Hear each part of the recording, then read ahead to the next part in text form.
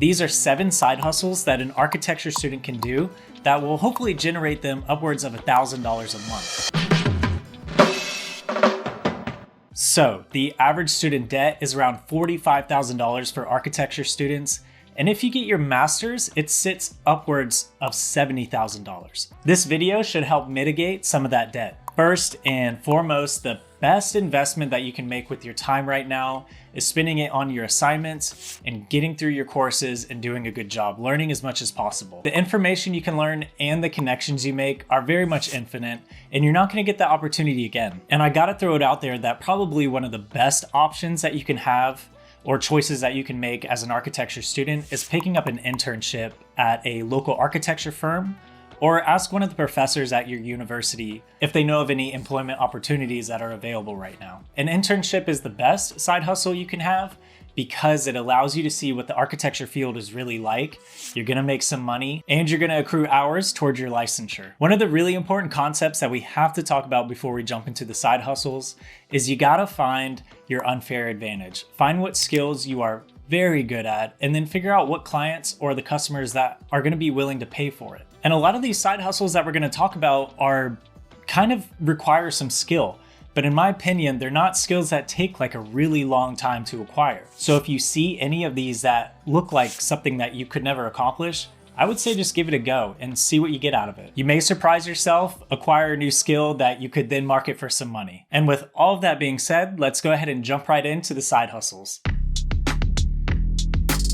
Number 1 is sell your own products. As an architecture student, you gain a lot of skills in the 3D world and the hands-on fabrication world that a lot of other professions and a lot of other disciplines don't really get a lot of experience in. In all reality, we actually use a couple programs that even product designers use. 3D modeling programs like Rhino, 3ds Max, Blender, SketchUp, they're all very useful programs to make some marketable products. I think the 3 most lucrative categories of products that you can create would be 3D printing, laser cutting, and model making. First off, websites like Thingiverse, TurboSquid, and My Mini Factory are all websites where you can just sell your 3D model file, your STL file, or your object file. You don't even have to 3D print the product. You just simply sell the file on those websites. And yeah, people buy them. If you actually do have a 3D printer or a laser cutter, you can create your products or, design, create them, and then sell them on websites like Etsy or Amazon Homemade,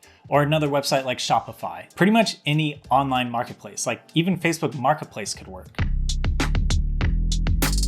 Moving on next to model making. As an architecture student, you can actually make quite a bit of money making physical models. And you can do this in a number of ways. You can create models for homeowners who maybe want a model made of their home or their dream home, and then that they can hang that up on the wall or like show it to their friends. You could get hired by architecture firms because a lot of them still rely on physical models for presentations. You can offer workshops or teach courses on how to create models, or you can create more customized models for clients who have very unique specifications they want you to follow. In my opinion, I think Fiverr would be a really great website to start this on. Or, what I would also do is I would email architecture firms with attachments of models or physical models that I've made in the past, so that they can get an idea of your skill level. And then ask them if they're willing to hire you to create a physical model for a current or future project.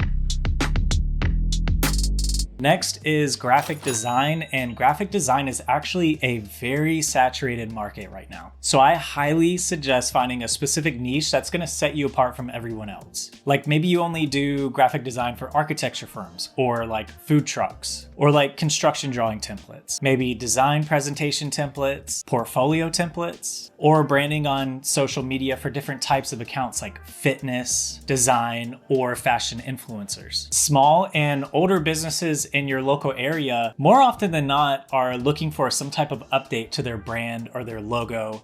Maybe they would like you to create a new brochure for them, or it could be like a restaurant that has an outdated menu. You could go and create a cool menu for them. And also, don't be afraid to approach some of the bigger, more established companies as well. If you really can't find anybody in the area, you can check out a website like Fiverr, and it will connect you with customers online.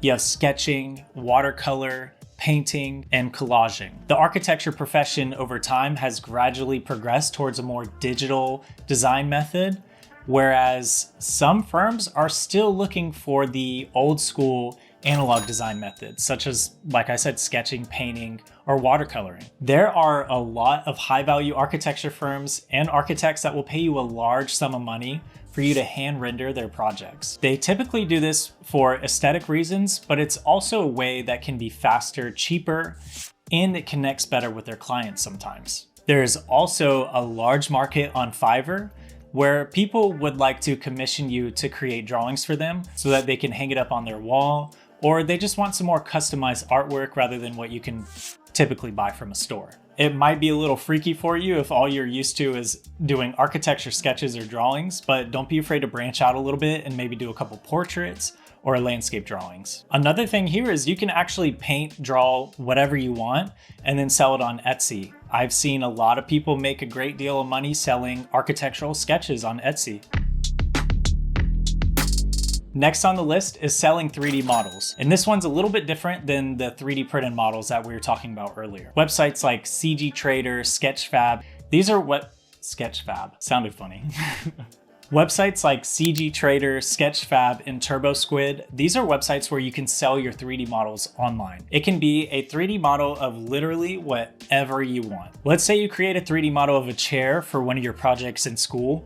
Go ahead and just upload it online. Who knows, maybe somebody will love it and they'll pay you for it. If I personally were to do this side hustle, I'd probably start with creating or recreating famous Frank Lloyd Wright houses and selling those online. I think that would be a great start to kind of feel out the market and see what it is that people really want. Next is photography, and I personally am not a photographer by any means, but I do know a lot of photographers and they produce really amazing work and they make a lot of good money doing it too. There's a tremendous amount of overlap between architecture and photography, and believe it or not, there's actually entire companies that are dedicated to just doing architectural photography. A little tip here would be to make sure you make some of your photographs black and white so you look like the real creative artist type. Last on the list is to create online courses. And yes, you've probably heard this like a million times on YouTube and other websites, Skillshare, Udemy, Domestika, websites like that. They all allow you to create online courses to teach a specific subject or tutorial or how-to video. And don't worry, this video is not sponsored by any of those. Actually, it's not sponsored by anyone. Udemy and Skillshare are just two out of many online platforms where you can post your tutorial or course onto. People will then pay you to take your course. And at the end of each month, Skillshare or Udemy will then send you a paycheck for the amount that you earned. Last year, I created a course for Morpholio Trace. It's an iPad app for architects and architectural designers, architecture students too, if you're interested. I'll throw a link right up there. Actually, I don't think I can do that on YouTube. Well, I'll throw it in the description below. Check it out if you want. It took me about 30 to 40 hours to make. I made it in my free time and it's pulling in a whopping $50 a month. I know it's not like a crazy amount. I mean, it's cool. It pays for me to go out to eat maybe twice a month, but I just want you to keep in mind, like, I'm very grateful for that amount, but a lot of that's on the lower end of what people are making with these online courses. That's like nothing compared to what you could make. I mean, shoot, if you have some of these other skills that we talked about, you can make an online course on how to do photography or architectural photography. You could do a course on model making. You could do a course on how to sketch or how to watercolor architecture. All of those things would be amazing online courses. I mean, get creative. You can literally make a course about anything you want. And more often than not, people will pay you to learn it. Right over there are two videos that I think you'll really enjoy. And if you like the video, please like the video and subscribe down below if you want to see future content just like this. Right next to me are a list of patrons from Patreon. That's where you can support a channel like this. Regardless though, I really appreciate you watching. I'll catch you in the next one.